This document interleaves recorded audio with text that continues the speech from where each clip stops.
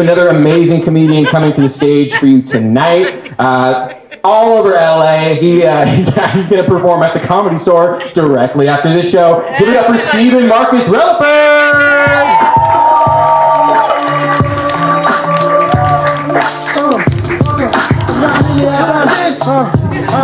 Is that ready? Let me hear it.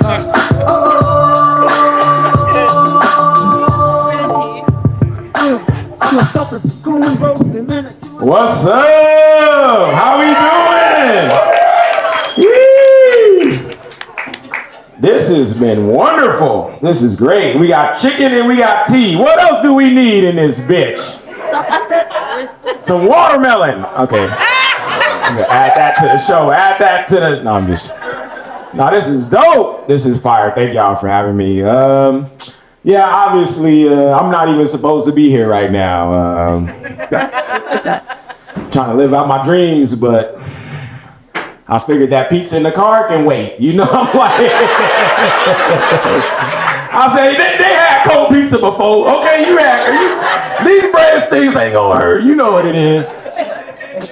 I'm trying to live out my dreams, man. The job market is garbage right now. Who likes their job in here? 1, 2, 4 people. Look at that crowded room. 4 people like their job. This is horrible, man.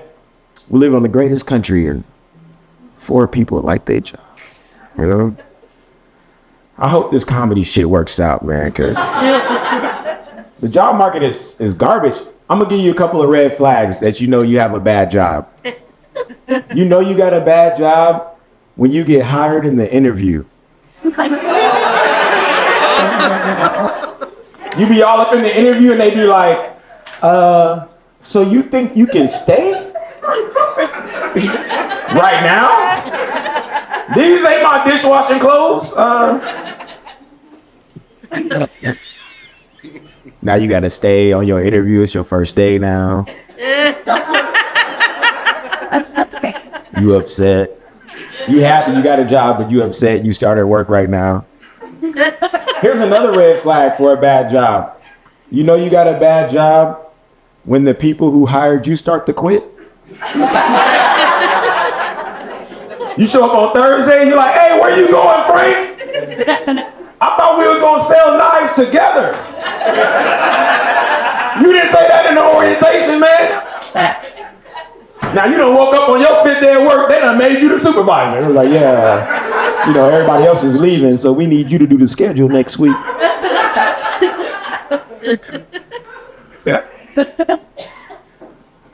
Yeah, my last job, I knew it was garbage because my first day they were like, hey, you mind opening tomorrow? I'm like, opening? I don't even know my position. You want me to open? And you know there's 2 different types of open. There's lowercase open when you show up and there's other people there. They're like, hey, Steven, good morning. Welcome to work. Good morning. And then there's capital open where you show up to the building and you're like, oh, this is what it looked like with the fence on it. It's just me by myself today, huh? Yeah, they wanted me to capital open. I was like, no, man, I can't do that, man.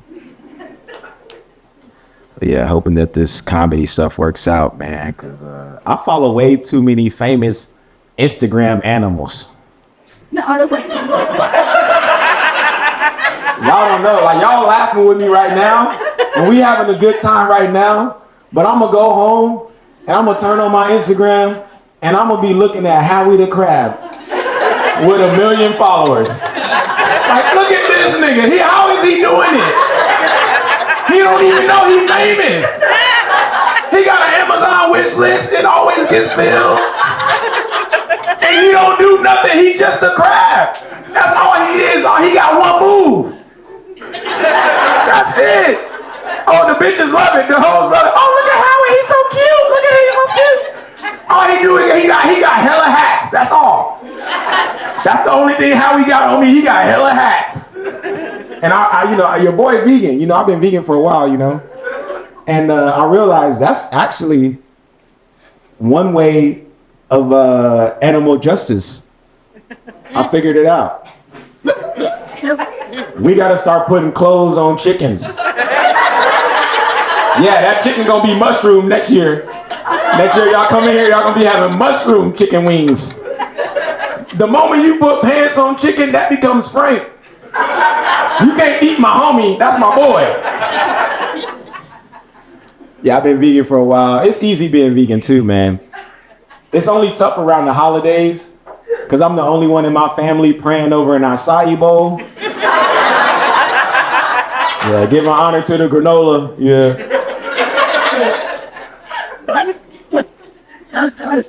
And anytime I tell somebody that I'm vegan, they talk about meat like a bad bitch that I fumbled.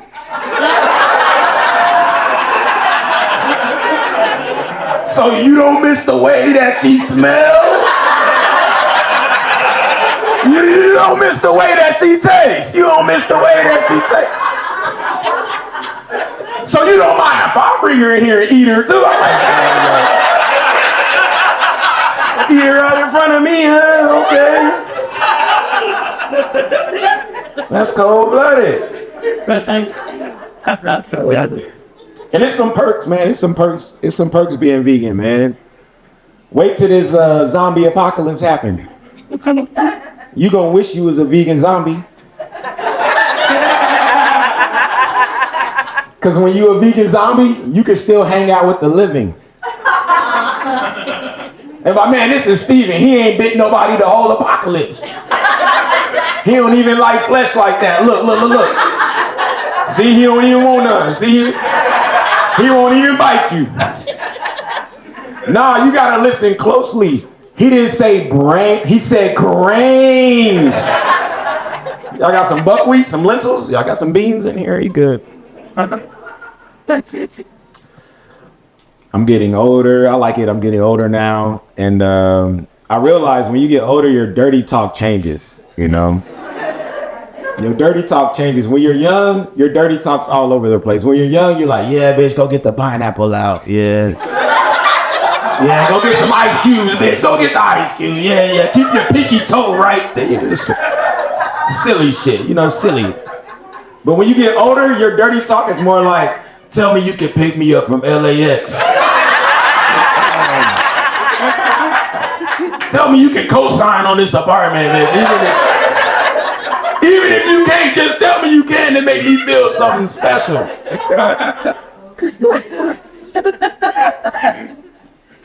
I had this one, this older woman, she was giving me some dirty talk. She was freaky too. She was a little wild with it, you know. She was like, hey, Stephen Marcus. You know, the older woman, she gonna call your full name.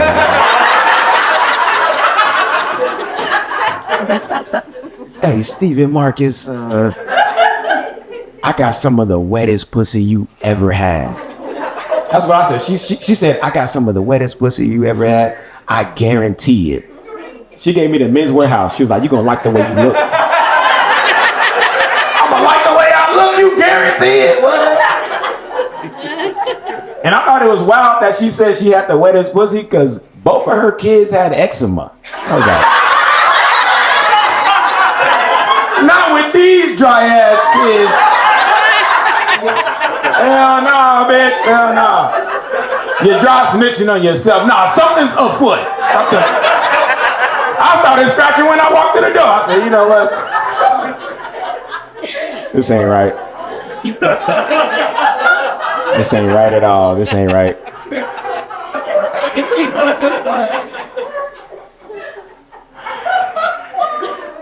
Dang, can I do two more? I'm sorry, I gotta run. I know can I do two more? One is like silly as fuck, and then one is smart, I think. I do the smart one first. No, I do the stupid one first. I'm sorry. Yeah, this is the silly. I'm sorry, I got my neighbor here. He's young, Ryan. I'm about to do some crazy ass explicit joke. I'm sorry. I know it's been too late. I already unleashed the shit. And you ain't even gonna get this right now because you ain't even of age to hear what I'm about to say right now. And right now it ain't even gonna make sense. But once you get of age, you gonna see what I'm talking about, and you gonna be like, man, that dude was, I think he was speaking on some truth that night, you know? it's like a poem. When you hear a poem in your young age and you don't really know until you have those life experiences, then when you look back on that poem, you're like, damn, that shit was deep, you know? And this joke of this poem right now is called We Gotta Bring Back Hairy Pussy. I'm sorry, Ryan. We gotta bring back hairy pussy. I did a survey. I asked men and women, hairy pussy's regal. Hairy pussy's retro. It's like a floppy disk. Like, I ain't seen a floppy disk in a while. I didn't know they still put that on these. Hairy pussy like a rescue dog. It got an attitude. You got a little snarl. You know how the rescue dog got a snarl? Like, you came to play, huh? Okay, you came. We need to bring it back, man.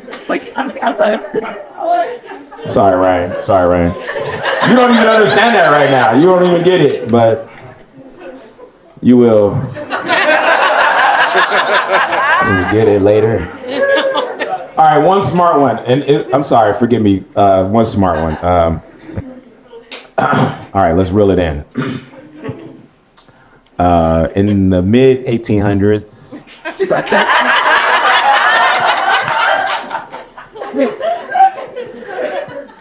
Kodak, they produced the first take-home camera.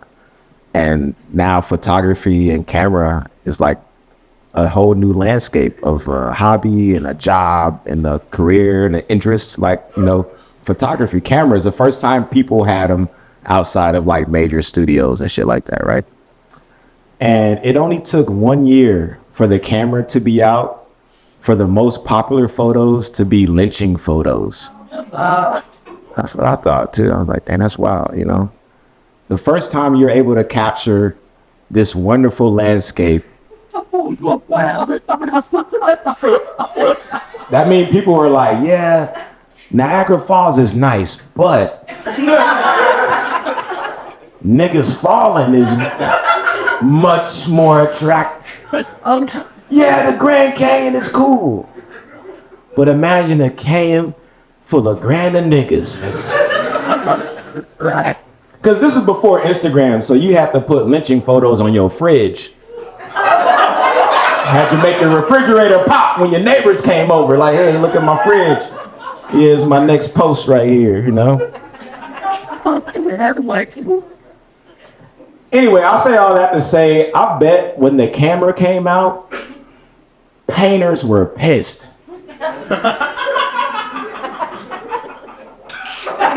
Painters were like, oh, you just gonna take the camera photo now? Yeah, the picture's nice, but the portrait of the lynching is way more detailed. Look at the depth of I feel like painters of yesterday treated AI how all right, y'all know where I'm going with that. My name is Stephen Marcus Rutherford. Please follow me. I appreciate you guys. Thank you. They gotta do it. I'm mad. Somebody gotta do it. Keep it going for Stephen Marcus Rutherford, everybody. Y'all from the music, nigga. What?